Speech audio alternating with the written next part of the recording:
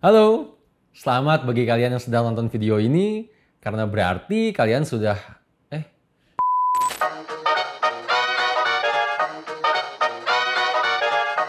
2, 1, and action. Hai Real Traders, baik lagi di langsung aja kita teori apa sebenarnya teman-teman di aplikasi ada aja ya. Nah ini Pak, saya kan udah siapin laptop, langsung iPad.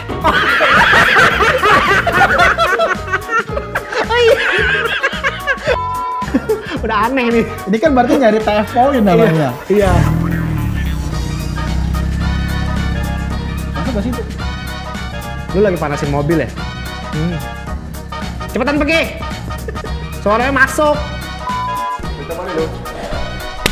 3, 2, 1. Hai Real Traders. Tapi permasalahannya dari Trustful Pay sedang membuka lowongan. Tunggu. Tonton videonya sampai habis.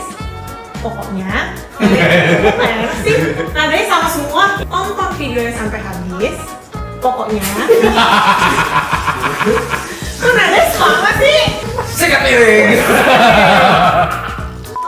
di aplikasi enggak Bang, ini udah low Bang.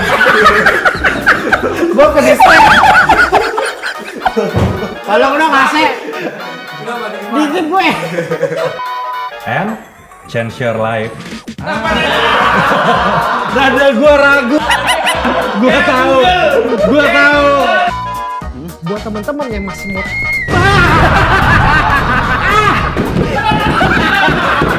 ini gara-gara pantun lu, Rit. Jalan-jalan. Rip, jalan-jalan. Iya, gue tahu, Bang. Gue udah tahu. Kenapa munculnya jalan-jalan itu yang bingung. Ke Pulau Jawa beli kebab. Jangan lupa, aduh. Iya, gue tahu. Gue udah tahu, Arif udah tahu. Mulutnya beda. Mau mana lagi yang cariin jalan kalian cari.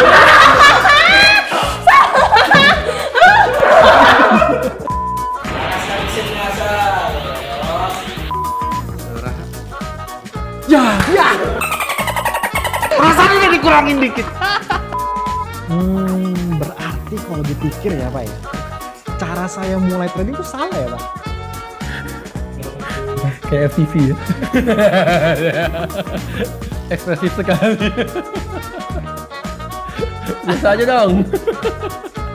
Oke, udah berarti teman-teman trader, ditunggu update-nya. It's now or never, change your life. Salah.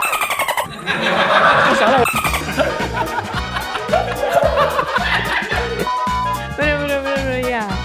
Jadi itulah salah aku ekspresinya ulang.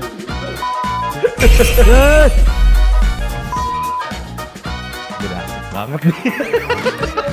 So, change your life.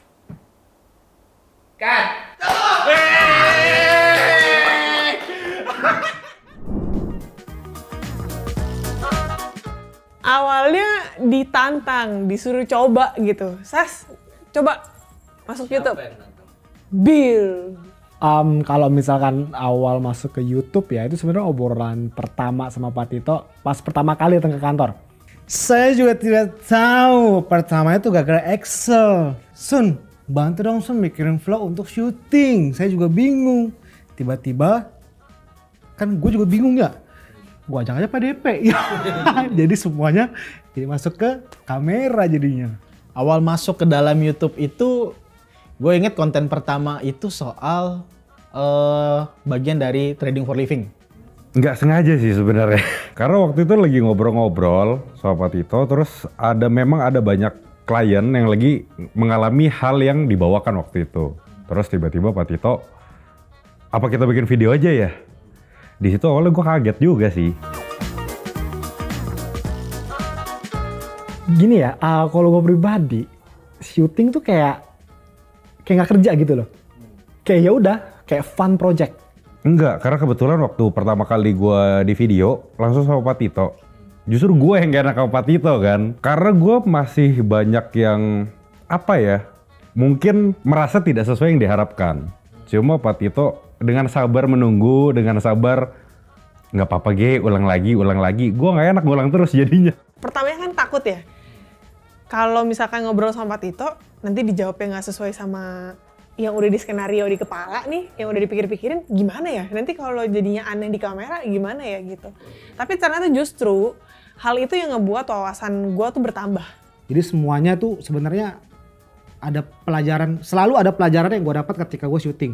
Karena setiap gue syuting kita selalu bahas kan sama Pak Tito. Nah pembahasan itu yang sebenarnya selalu ditunggu-tunggu. Cara kita ngobrol sama klien itu kan sebenarnya juga kita belajar dari YouTube. Itu juga kita share ke anak-anak konsultan yang lain. Itu jadi dari bobot materinya sama cara penyampaiannya. Ketika gue ngejelasin teknis ke klien, sekarang klien langsung dapat apa yang gue maksud dengan kata-kata gue yang lebih simple. Dulu tuh misalkan gue jelasin engulfing, contoh ya. Mungkin mesti pakai kata-kata yang panjang. Nanti kalau misalkan Bapak ketemu candle yang ini, nanti artinya akan ini. Kalau sekarang mungkin gue cuma pakai beberapa kata aja, orang langsung, oh gitu ya Pak. Ternyata gampang ya. Itu feedback yang sering gue dapat ketika gue ngobrol sama klien sekarang. Beberapa dari jawaban-jawabannya Pak Tito, kadang-kadang kan di akhir video, Pak Tito jelasin nih, oh kenapa nih mesti jawab kayak gini. Kenapa nih cara jawabnya kayak gini. Jadi kayak menambah wawasan baru, oh ternyata ada loh hal-hal yang kayak gini gitu. Oh ternyata enak loh jawabnya dengan cara seperti ini. Itu kadang-kadang baru didapat tuh waktu syuting gitu. Ternyata seru juga ya masuk YouTube ya. Skill gue tuh nambah banyak.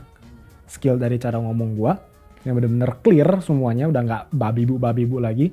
Sama knowledge gue sama trading tuh ningkatnya drastis. Ekstrim banget ningkatnya. Yang tadinya nggak tahu apa-apa, sekarang oh ternyata dunia trading tuh begini gitu loh. Karena gue berasa semakin gue syuting YouTube, knowledge gue makin banyak. Apa yang gue bisa kasih ke klien gue, knowledge-nya juga lebih banyak otomatis. Gara-gara masuk YouTube ya, ngejelasin ke klien karena kita share langsung sama Pak Tito juga kan.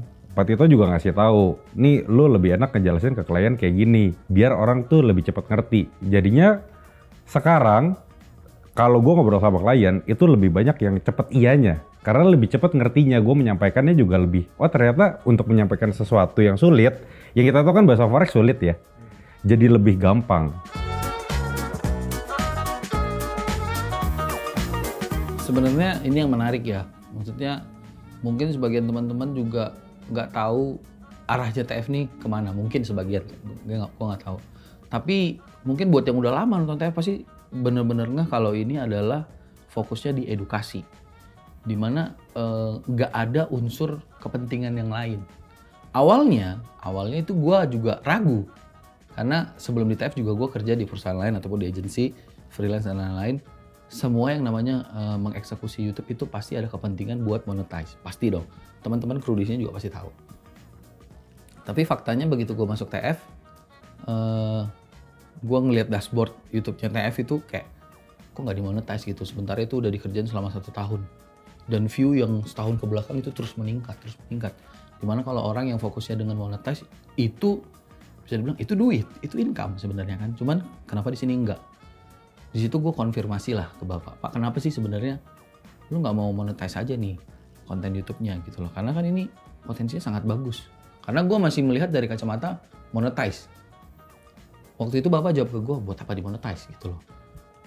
Loh kenapa nggak dimonetize? Gue pasti ngotot dulu dong, karena gue orang baru waktu itu di TF. Karena kita itu bikin YouTube fokusnya cuman supaya edukasi yang kita bikin itu bisa menggapai semua orang yang ada di internet. Khusus itu bisa seluruh Indonesia, bisa seluruh dunia sebenarnya. Oke, jadi emang nggak ada niatan buat monetize? Enggak, kata dia. Ya udah dari situ gue sebenarnya kaget.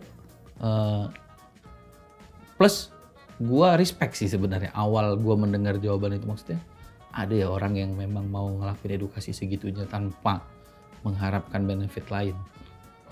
Iya dong, wajar dong gue berpikir kayak gitu. Jadi Dari situ gue malah sebenarnya bersyukur. Jadi ketika gue mau mengeksekusi konten-konten edukasi ini kayak nggak punya beban gitu loh. Kok view-nya harus segini, kliknya harus segini, like-nya harus segini. Dimana kan kalau orang-orang yang bikin konten buat monetis pasti memperhatikan itu dong. Sementara di kita, ya udah kita yang penting bikin materinya punya bobot, punya kualitas. Mungkin buat teman-teman yang suka ngomong daging, goal gue di situ. Selama ini sampai ya udah gue publish. Kayak gitu sih.